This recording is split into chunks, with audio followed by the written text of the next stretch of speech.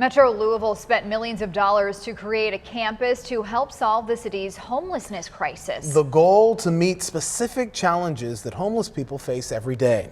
WDRB's Addie Shaney tells us about the services that this campus will offer that people can't find anywhere else.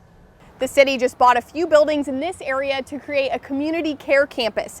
The project will care for homeless people who are too well to be in the hospital, but too sick to be on the streets. We actually have people here in Louisville who are sleeping outside while they're going through cancer treatment. The Coalition for the Homeless says in 2022, nearly 11,000 people experienced homelessness in Jefferson County. That means about 1 out of every 100 people living here didn't have a place to call home at some point last year. Some of those people were homeless for the entire year. Most of the city's homeless population clusters around downtown Louisville. That's why the city spent nearly $7 million to buy the Vu Hotel and Guesthouse, the C2 event space, and a few other buildings for its new community care campus. The buildings are just off South Floyd and East Breckinridge streets. This would fill a spot that is not being filled now in Louisville. The coalition says a third of homeless people have some sort of physical health issue, so they need somewhere both their housing and medical needs can be met